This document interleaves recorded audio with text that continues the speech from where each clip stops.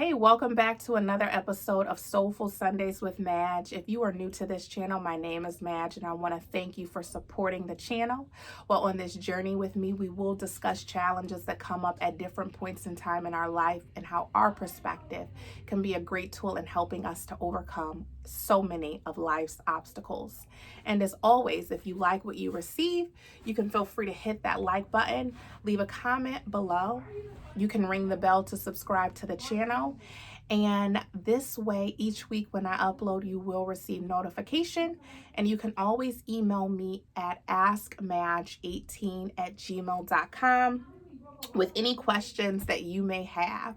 And so with that being said, we're going to begin, but I do want to give a little disclaimer that my son is playing a video game. Sometimes he screams.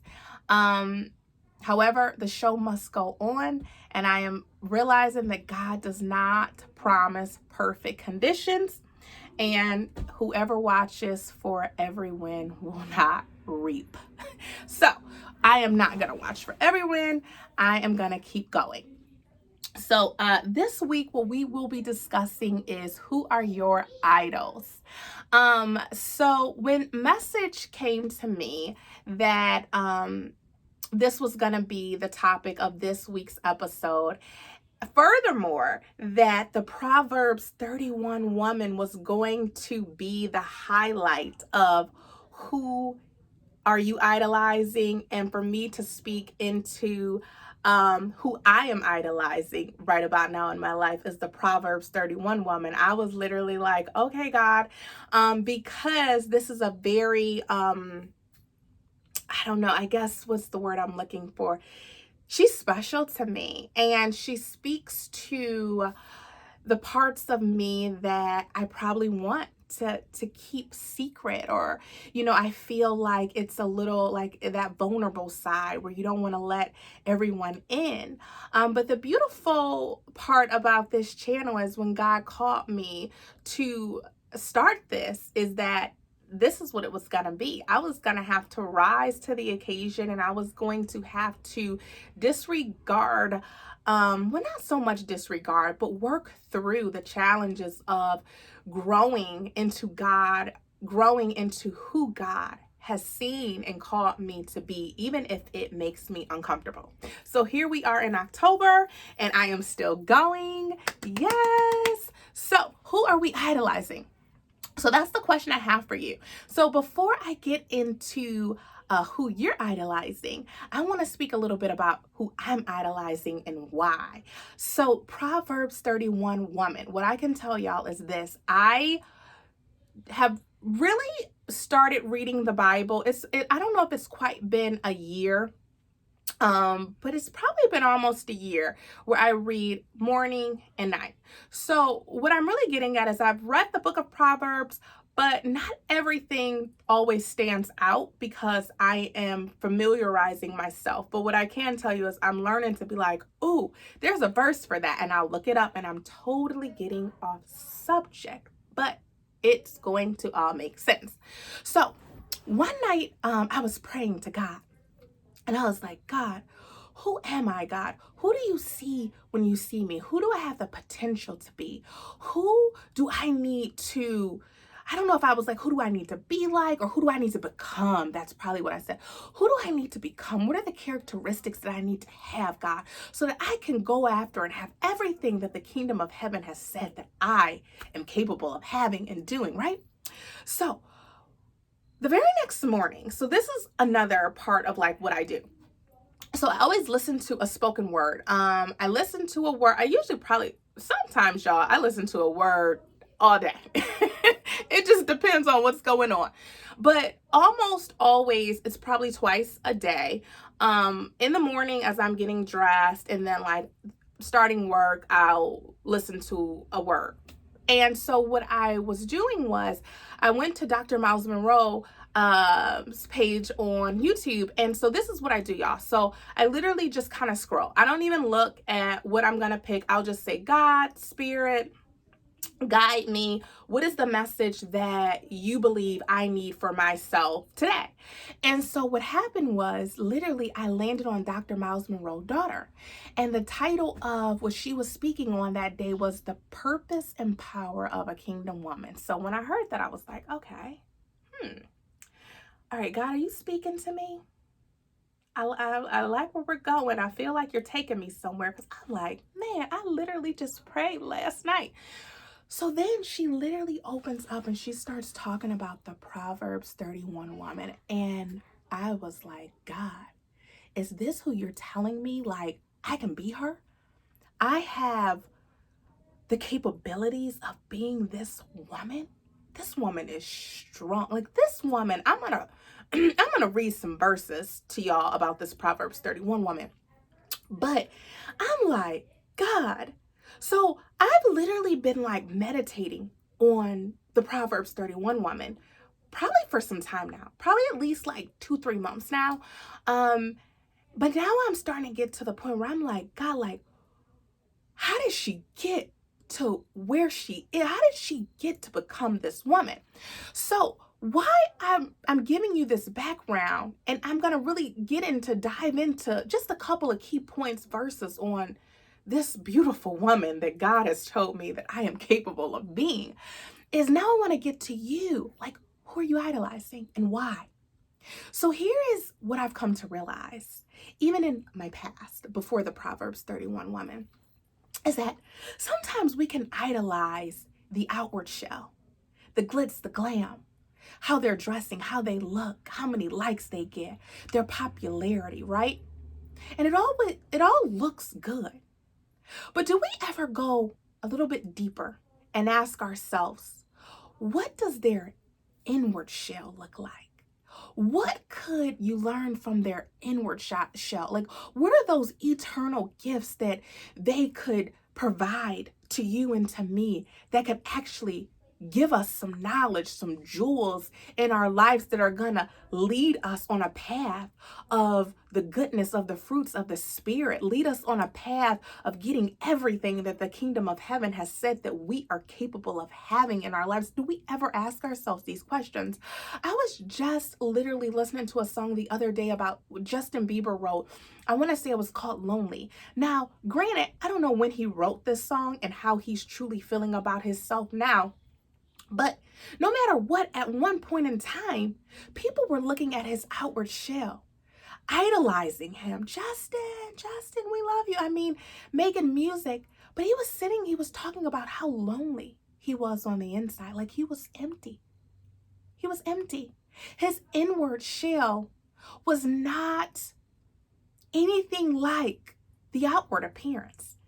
And how often do we hear about people with fame and the notoriety and the money and everything, and they're committing suicide, which is no joke. It's truly sad. But what I'm really getting at is that our outward shell can show some things that we want people to believe and to like. But what is the inward shell speaking?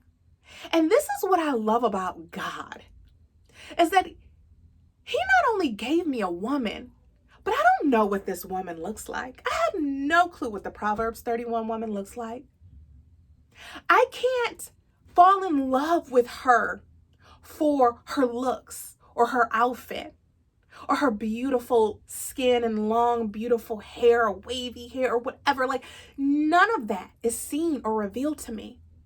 But what I was able to fall in love with was her inward shell, her character, the jewels, the knowledge that this woman can teach me, that can help to strengthen my household, strengthen my friendships, strengthen the words that I'm speaking.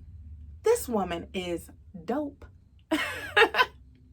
And it makes me think about, when I talk about, how we can sometimes idolize the outward shell, but never ask the question, where would that outward shell, like, how far could the outward shell take me?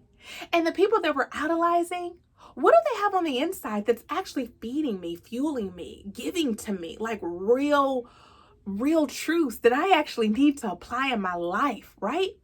And it makes me think about 2 Corinthians 4, chapter 4, verse 16. Therefore, we do not lose heart, though outwardly we are wasting away, yet inwardly we are being renewed day by day.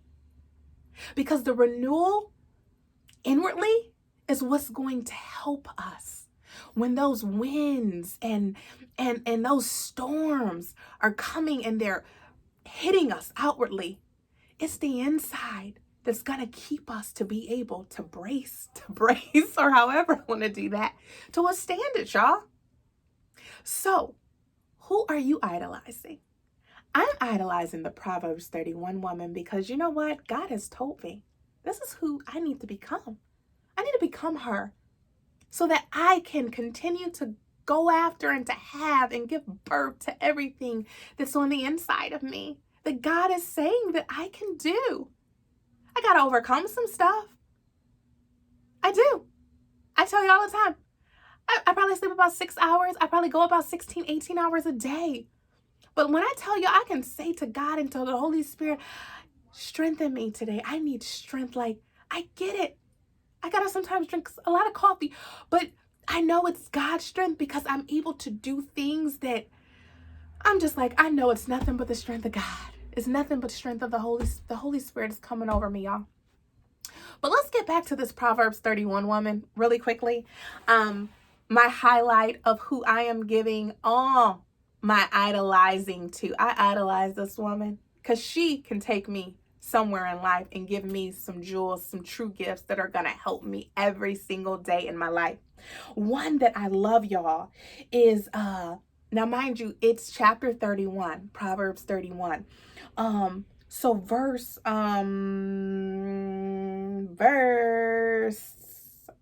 where are we at? I got it. Where are you at, verse? Okay, verse 21. When it snows, she has no fear for her household, for all of them are clothed in scarlet. When I think about this verse, it takes me back to when I was saying I was meditating on how did she get to where she's at that it could snow. And y'all, I'm not talking about like you open up your window and there's snow on the ground. I'm talking about like the snow, like the the what's the word that I'm looking for, y'all? Well, we're gonna just scratch that because I can't think of the word that I need right now. But I'm not talking about snowing literally. Metaphorically snowing? Yeah, that's the word I'm looking for. I'm talking about the stuff that you are like on your knees in tears crying like, oh my gosh, like, how am I going to get out of this? Right? That's the kind of snow I'm talking about. So it's snowing like that. Like you're on your knees and you're saying, how am I going to get out of this? Like, this is bad. This is bad. But y'all, her household has no fear, for all of them are clothed in scarlet. God literally just spoke to me. And God said, you asked how this could apply to you. Who did she have to be? What did she endure to get to the point where it could snow? It could snow in this woman's life, and she still has no fear. And her household is still going to be clothed, all of them. They're going to be well taken care of. That's what I take that. Her household is going to stand, and it's going to be well taken care of. And God literally took me back to when the deal fell through on my house. Y'all, I had 45 days. I didn't know, and some of y'all probably have already heard the story. I did not know where me and my children were going to go. I had so many nights on my knees crying, y'all, but my kids never knew. I was up early in the morning, breakfast, school, homework. What do we got going on? I told y'all the story. I was going to get boxes. I was packing. Where we going, Ma? We moving? I cried. I says, God, I know you have a plan. I know that there's a reason. That was not my home. That was someone else's home.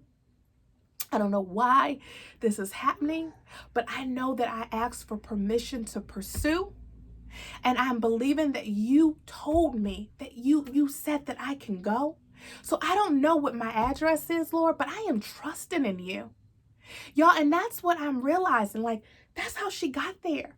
Because even in her darkest moments where she literally did not know how, God was there for this woman. God was there for her family. Her household was well taken care of. She never lost the faith. So that's how she got to the point where it could snow. But she knew that she was walking with God, walking in her purpose, walking in alignment. Her house has nothing to fear, y'all. Another one that I love, y'all. Her children arise and call her blessed. Her husband also, and he praises her. Oh my God, this woman, she blows my mind. That was verse 28. Another one that speaks to me, y'all, is she gets up while it is still night. She provides food for her family and portions to her female servants, y'all. This woman ain't lounging and sleeping. She got work to do. She's up early planting her seeds. She's up early ensuring that her day is prosperous and her family and everybody that she is encountering is going to be well taken care of. Lastly, y'all, what I love, 26, she speaks with wisdom and faithful instruction is on her tongue. This woman at work just called me today. She called me. She says, "Madge, I already know what you're going to say." She already knew. She knew my thoughts were going to stay high. Like PT says, Pastor Torrey Roberts, we got to go with the highest thought, y'all. Keep our thoughts high. Keep our minds high. Speak. What are the words that are coming out of our mouths? She already knew. More importantly, when she called me, she knew what I was going to say. She knew that I was going to speak some positivity in her. That's what she really wanted. She wanted to complain. But she knew I'm going to go to Majesty, and Majesty ain't going to let me complain. Majesty's not going to let me stay in this. She's going to say, "Come up." This is what this woman is doing for me, what God is doing for me. But more importantly, who are you idolizing? And what are they doing for you in your life so that your inward man does not perish? So that is the question that I want you to ask yourself. Who are you idolizing? Where are they taking you? And consider that.